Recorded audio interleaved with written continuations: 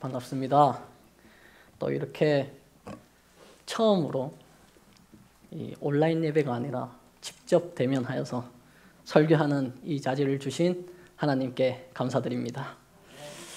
오늘은 온유해야 합니다라는 제목으로 말씀의 은혜를 나눠보려고 합니다.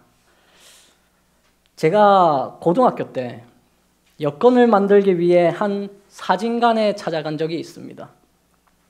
사진관에 들어가 여권 사진을 찍는다고 분명하게 말을 했습니다. 사진작가는 제 말을 인지한 후 여러 가지를 지시했습니다. 그래서 저는 그 지시한 대로 옷을 입었고 그리고 포즈를 취했고 사진을 찍었습니다. 사진을 찾아 시청으로 갔습니다. 도착하여 여권 사진과 구비 서류를 주면서 제가 여권을 만들어 달라고 했습니다. 그런데 시청 직원이 옷이 너무 밝아서 여권을 만들어줄 수 없으니 다시 찍어오라는 것입니다. 저는 다시 발걸음을 돌려서 다시 사진관으로 갔습니다. 저는 정중하게 시청에서 밝은 옷은 여권을 쓸 수 없다고 하니까 다시 찍어달라고 말을 했습니다. 그랬더니 사진작가는 자신은 규정에 맞게 했다며 자신이 잘못은 없다고 말을 했습니다. 그래서 저는 더 정중하게 몰랐던 제 잘못도 있으니 50%의 비용은 제가 부담하겠다라고 말을 했어요. 굉장히 정중하게 소비자의 입장에서 말한 건 아니겠습니까? 그런데 사진작가는 제 말을 듣더니 화를 내면서 다시 찍으려면 돈은 다 내라고 하는 것입니다. 그래서 저는 너무 화가 났지만 그 분노를 참으면서 그 가게를 나왔습니다. 그 말이 제 마음속에 큰 상처를 남겼습니다. 너무 억울해서 그날 이후로 그 분노가 쉽게 가라앉지가 않았습니다. 그래서 이 사건 이후로 저는 온유하고 부드러운 소비자가 아니라 까칠하고 무서운 소비자가 되겠다고 다짐을 했습니다. 사소한 흠이 있으면 하나부터 10까지 지적했고 마음에 들지 않는 부분이 있으면 불같이 화를 냈습니다. 그랬더니 그 상대방이 저한테 죄송합니다 하면서 머리를 조아렸습니다. 그래서 이런 인간의 모습을 보면서 저는 생각을 했습니다. 세상을 살아가는데 온유한 성격은 필요가 없다. 강하고 거친 성격이 필요하다. 세상에서 착하고 온유하면 무시를 당한다. 세상에서 살아남기 위해선 카리스마 있고 날카롭고 무서워야 한다. 그래야 만만하게 안 보인다. 신앙을 하기 전까지는 저는 이런 생각을 가지고 살았습니다. 저뿐만 아니라 세상의 많은 사람들이 온유한 성격을 부정적이게 봅니다. 만만하면 손해보고 남보다 뒤처지니까 악착같이 강해져야 한다고 생각을 합니다. 그래서 착하게만 보이려고 하지 않습니다. 독하고 강하게 보여서 상대방이 나를 무시하지 못하게 만듭니다. 여러분들은 어떻게 살아가고 계십니까? 강하고 날카롭게 살아가고 계십니까? 아니면 온유하고 겸손하게 살아가고 계십니까? 오늘 예수님께서는 본문에서 온유하라고 말씀하셨습니다. 마태복음 5장 5절에 온유한 자는 복이 있나니 그들이 땅을 기업으로 받을 것이며 라고 했습니다. 예수님이 하신 말씀은 참 이상적입니다. 온유하고 겸손하고 착하고. 그러나 사회생활을 하다 보면 이런 말씀이 내 삶에 전혀 도움이 되지 않는 것 같을 때가 있습니다. 추상적이고 개념이 잘 잡히지 않을 때가 있습니다. 그래서 정확한 개념을 잡기 위해 먼저 예수님이 말한 온유함이 무엇인지 한번 알아보려고 합니다. 온유는 헬라어로 프라위스라고 합니다. 이 프라위스는 여러 가지 뜻으로 쓰였습니다. 그 중에 가장 흔히 쓰였던 그 뜻은 야생동물을 길들일 때 이 단어를 사용했습니다. 전혀 길들여지지 않는 야생마를 잡아와서 오랫동안 훈련을 시켰습니다. 그 다음에 이제 야생마가 훈련이 되고 주인의 말에 복종하게 되면 그때 이제 프라위스라고 사용을 했습니다. 예수님이 말씀하신 온유는 약하고 우유부단한 그런 온유가 아닙니다. 오히려 폭주할 만한 에너지가 잠재되어 있지만 그것을 통제할 수 있는 자들을 온유한 사람이라고 이야기했습니다. 약하거나 우유부단한 사람들은 온유할 수가 없습니다.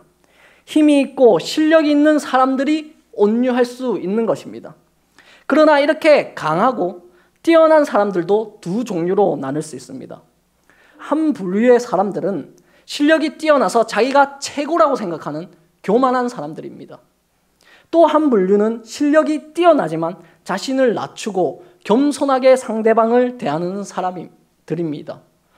어리석은 사람들은 교만한 사람들이 되려고 합니다. 그러나 지혜로운 사람들은 온유한 사람이 되려고 합니다. 교만한 사람들은 강해 보이지만 쉽게 무너집니다. 그러나 온유한 사람들은 부드러워 보이지만 절대 무너지지 않습니다.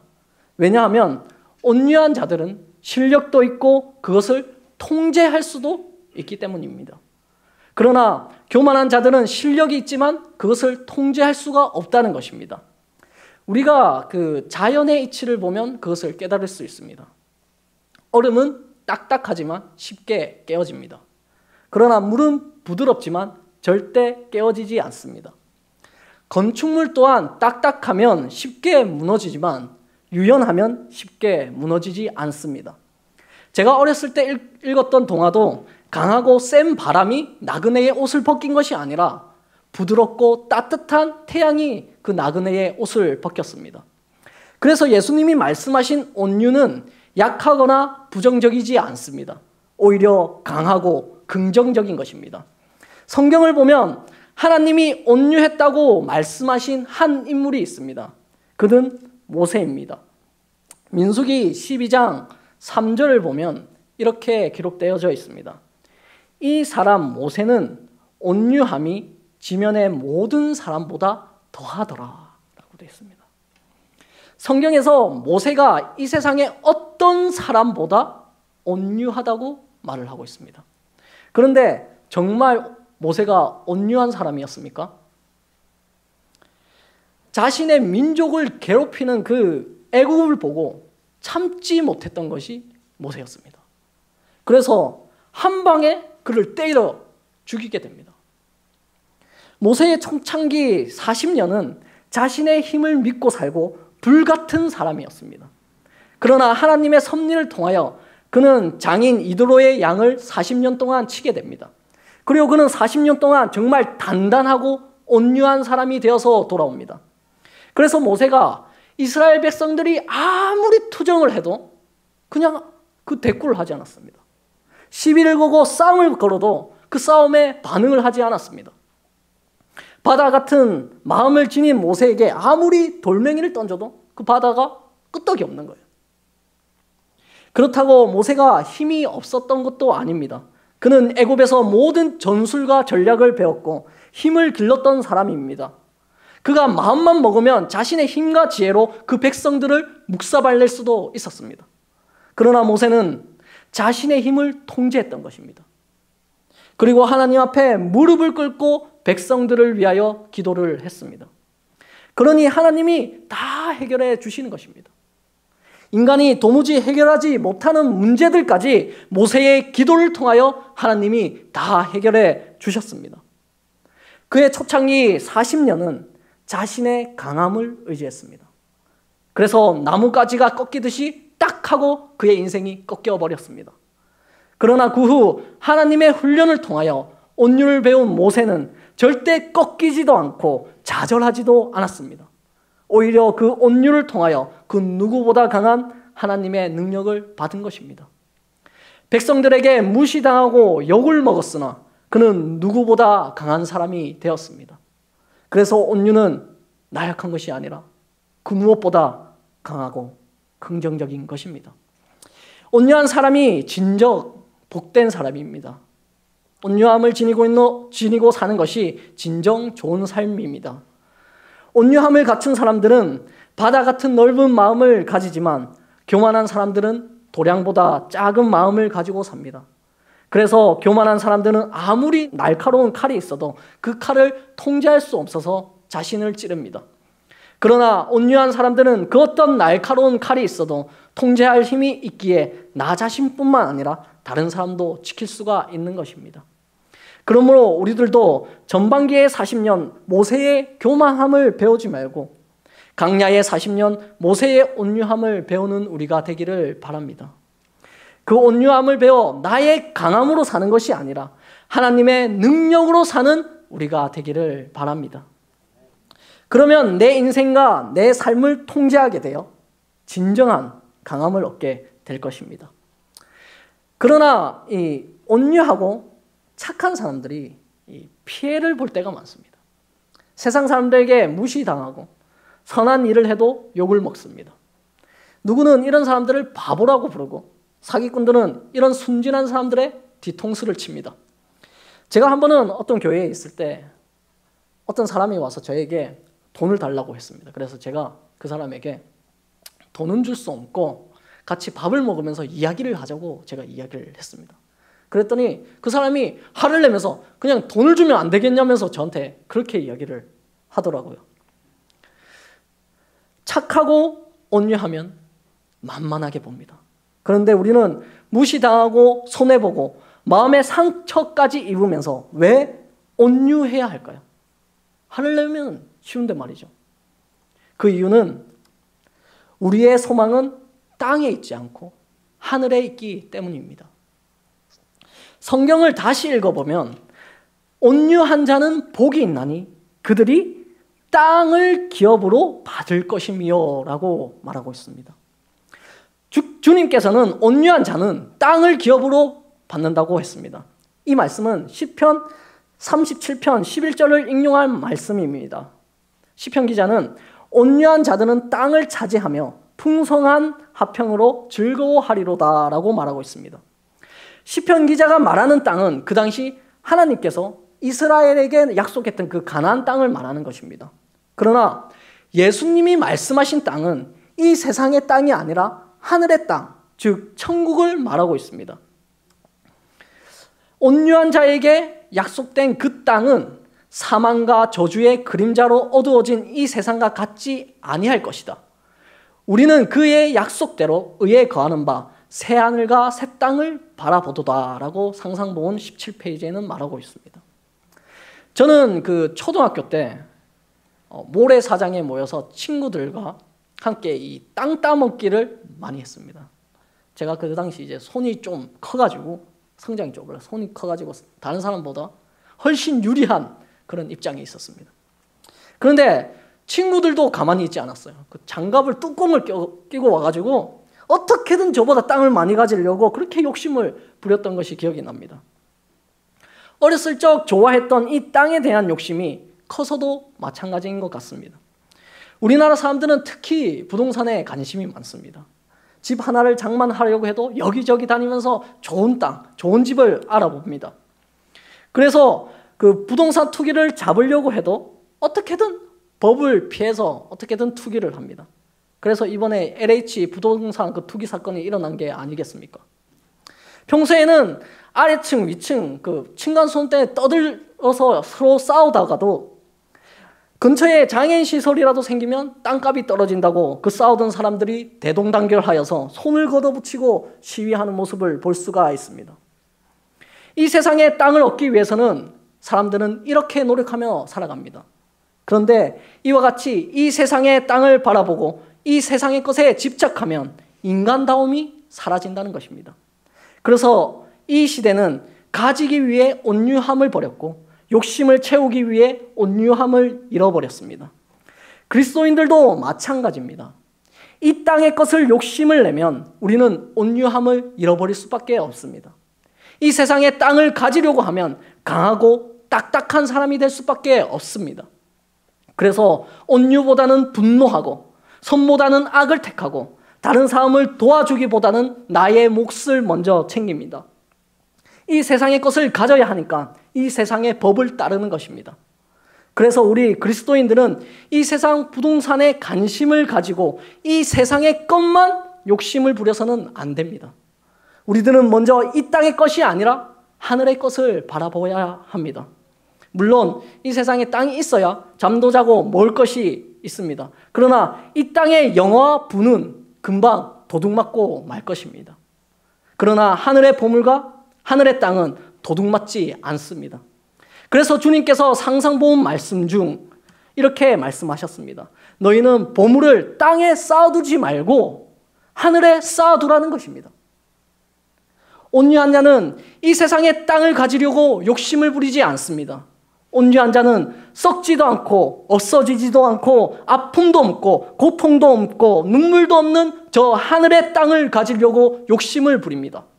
그런데 왜 우리들은 이 땅의 것에 집착하고 이 땅의 것을 가지려고 하는 것일까요? 그것은 온유하지 않아서 그렇습니다. 온유했던 모세를 한번 생각해 보시길 바랍니다. 그는 온유한 마음으로 백성들을 돌봤습니다. 그리고 결국 어떤 땅으로 들어갔습니까? 그는 이 세상의 땅, 가나안 땅에는 들어가 보지도 못했어요. 발도 못 밟아봤습니다. 그러나 그 대신 그것보다 더 높고 더 아름답고 더욱 영화로운 저 하늘 땅을 얻은 것입니다. 사납고 교만한 사람들은 이 세상의 땅을 차지할 수도 있겠지만 그렇지 못할 수도 있습니다. 그러나 온유한 사람들은 저 하늘나라의 땅을 반드시 차지하게 될 것입니다. 여러분들은 어떤 땅에 살고 싶습니까? 우리들은 이 세상의 땅이 아니라 하늘의 땅을 바라보고 한 명도 빠짐없이 천국을 기업으로 받는 우리가 되기를 간절히 바랍니다. 이 세상에서 우리가 악착같이 노력해서 모든 것을 다 가져도 하늘의 땅을 못 받으면 다 헛것입니다. 온유한 자는 복이 있고 하늘의 땅을 가지게 된다고 말씀하셨습니다. 그러면 우리는 스스로 질문을 던져봐야 합니다. 어떻게 온유한 사람이 될 수 있을까? 어떻게 온유해져서 우리는 이 세상의 땅이 아니라 하늘의 땅을 가질 수 있을까? 위에서 설명한 것처럼 프라위스는 야생동물이 주인의 말에 순종할 때 쓰인다고 했습니다. 우리는 모두 야생동물과 같습니다. 죄로 인해 어디로 튈지 모르고 나 자신도 나를 통제할 수가 없습니다. 말씀을 듣고 예배를 드릴 때는 온유해야지 이렇게 생각을 하고 그리고 하나님의 성품을 닮아가야지 이렇게 생각을 하다가도 이 교회 밖을 나가면 우리는 야생마가 되는 것입니다. 그래서 다른 사람들에게 분노하고 날카롭게 마음에 상처를 줍니다. 왜 그런 것일까요? 그것은 내 인생의 주인이 누구인지 정확하게 인식하지 못해서 그렇습니다. 우리들은 이 세상에 살면서 여전히 주인이 나 자신이라고 생각합니다. 그래서 내 돈도 나의 것이라 생각하고 시간도 나의 것이라고 생각하고 재능도 나의 것이라고 생각합니다. 그러니 물질적으로 손해를 보면 마음이 아픕니다. 시간을 낭비하며 마음이 초조해집니다. 내 재능에 대한 보상이 없으면 화가 납니다. 이 모든 것들이 다 내 것이라고 생각해서 그렇습니다. 제가 학생 전도사 시절 뜨거운 열정을 가지고 제가 사역을 했습니다. 보상도 없이 차비 정도의 이제 보수를 받으면서 안식일마다 교회와 학교를 왔다 갔다 했습니다. 한 번은 그 통영 천문교회를 다닌 적도 있는데 서울에서 통영 천문교회까지 왔다 갔다 한 적도 있습니다. 4년 정도 학생 혹은 교육 전도사를 하면서 처음이라 어설프고 학교 일들을 겸해야 한다는 그런 제약이 있었지만 나름 열정을 가지고 제가 사역을 했습니다. 학생이 돈이 얼마나 있고 시간이 또 얼마나 있겠습니까? 그래도 제 사비로 학생들 밥을 사주고 저의 개인적인 휴식 시간을 포기하면서 헌신을 했습니다. 그런데 이제 시간이 지날수록 점점 그 뜨거웠던 저의 열정이 식어져 가는 것입니다. 사역을 응원해주고 용기를 북돋아주는 사람들을 볼 때는 참으로 이렇게 행복하고 즐거웠습니다. 그런데 반대로 사기를 꺾고 흉을 보고 이런 사람들이 있으면 제가 사기가 떨어졌어요. 사람은 좋은 쪽을 봐야 하는데 한 번, 두 번 마음에 상처를 받다 보니까 처음에 열정이 사라지고 회의적인 생각이 들기 시작했습니다. 내 시간을 써가며 꼭 이렇게 사역을 해야 하나? 이런 사람들을 위해 내 사비까지 써야 하나? 뭐 이런 생각이 드는 것입니다. 아무도 보상해 주지 않는다는 생각이 들고 너무 억울하다는 생각이 들었습니다. 그 이후로 제 마음에 문제가 생겼습니다. 청년들에게 돈을 쓸 때마다 돈이 아깝게 느껴지는 것입니다. 그리고 개인 휴식 시간을 포기하며 교회를 위해 헌신하는 게 이상하게 마음에 불편했습니다. 계속 마음속에 이런 생각이 드는 것입니다. 내가 왜 그래야 하지? 그러던 중 제가 청직이라는 이제 주제로 성경 공부를 한 적이 있습니다. 말씀을 읽고 한참을 묵상을 하던 중에 하나님께서 저에게 이렇게 말씀하시는 것 같았습니다. 그 돈이 네 거냐? 그 시간이 네 거냐? 이렇게 이야기하는 것 같은 거예요. 그래서 제가 할 말이 없었습니다. 그래서 혼자 공부를 하다가 그 자리에서 제 모든 것이 주님의 것입니다 라고 고백을 했습니다. 생각해보니 그렇더라고요. 아무것도 아닌 저를 여기까지 이끌어주시고 살게 해준 것이 다 하나님의 은혜인데 다 내 것이라 생각하고 고집을 부렸습니다. 그런데 다 내려놓고 모든 것이 주님의 것이라고 생각하니까, 내 삶의 주인이 주님인 것을 인정하니까 마음이 편안해졌습니다. 물질적인 것을 빼앗겨도 하나님의 것을 잠시 빌려 쓴다고 생각하니까 화날 일이 없습니다. 누군가와 다툼이 있어도 내 삶이 하나님께 받은 것이라고 생각하면 화날 일이 없습니다. 내 개인 시간을 다른 사람을 위해 낭비해도 어차피 하나님이 것이니까 걱정할 것이 없습니다. 오히려 감사합니다. 어차피 저는 하나님의 것인데 저한테 욕하면 누구한테 욕하는 것입니까? 하나님한테 욕하는 것입니다. 하나님을 위해 돈과 시간을 낭비하면 누가 책임지십니까? 그때부터는 하나님이 책임지시는 것입니다. 왜냐하면 저는 제 삶은 제 것이 아니고 하나님의 것이니까요. 모든 것이 내 것이라 생각하고 내가 손해본다고 생각하니까 화가 나고 마음이 불편해집니다. 그러나 내 생명까지 하나님의 것이고 나의 주인이 하나님이라고 생각하면 분노할 일도 없고 마음에 불편함을 느낄 일도 없습니다. 그러므로 우리들은 내 인생의 주인이 누구인지 알게 될 때 온유할 수 있는 것입니다. 온유는 주인에게 순종하고 복종하여 내 자아가 완전히 죽을 때에 가능해지는 것입니다. 야생마가 길들여지듯이 우리는 하나님의 말씀에 길들여져야 합니다. 그래야만 참 온유를 얻고 하늘의 땅을 가질 수 있는 것입니다. 그래서 사도 바울은 이렇게 기록했습니다. 내가 만일 내 입으로 예수를 주로 시인하면 또 하나님께서 그를 죽은 자 가운데서 살리실 것을 내 마음에 믿으면 뭐 할 것이라고요? 구원을 받으리라. 예수님을 주로 시인하면 우리는 온유하게 됩니다. 그분의 십자가를 믿으면 우리는 구원을 받게 됩니다. 우리 스스로는 우리의 죄를 통제할 수가 없습니다. 우리의 짐을 모두 주인에게 맡기고 그분에게 의지할 때 우리는 온유한 마음을 얻을 수 있는 것입니다. 이렇게 온유한 사람이 되면 천국이 내 마음에 임하게 되고 미래에 있을 저 하늘의 땅도 얻게 될 것입니다. 그러므로 우리 모두는 내 삶의 주인이신 주님을 인정하고 나의 모든 것을 내려놓길 바랍니다. 그래서 예수님이 말씀하신 온유한 품성을 가지고 이 세상의 부가 아니라 하늘의 복을 받으시기를 간절히 바랍니다. 성인이라 불리는 노자는 상창이라는 스승에게 이 도를 배웠습니다. 어느 날 스승인 상창이 늙어서 죽게 된 것을 노자가 알게 되었습니다. 그래서 노자는 스승을 찾아가서 사부님께서 세상을 뜨신 날이 얼마 남지 않은 것 같습니다. 제게 마지막 가르침을 주십시오 라고 부탁을 했습니다. 상창은 얼마 동안 노자의 얼굴을 쳐다보면서 생각에 잠겼습니다. 그리고 입을 열더니 내 이빨이 있느냐고 물었습니다. 노자는 없습니다 라고 대답했습니다. 그랬더니 상창은 내 혀는 있느냐라고 물었습니다. 노자는 사부님 혀는 있습니다 라고 대답했습니다. 상창은 자 이제 알겠느냐 라고 했습니다. 노자는 사부님 알겠습니다. 사부님 감사합니다. 큰절을 드리고 물러났습니다. 노자가 깨달은 것은 간단합니다. 이 세상에서 이빨처럼 굵고 강하고 날카로워 입술과 혀를 물어 상처를 내는 것들은 쉽게 부러지고 깨지고 빠지고 없어집니다. 그러나 혀처럼 부드러워서 남을 감싸고 물리고 피가 나는 것은 손해보는 것 같지만 끝까지 살아남는다는 것입니다.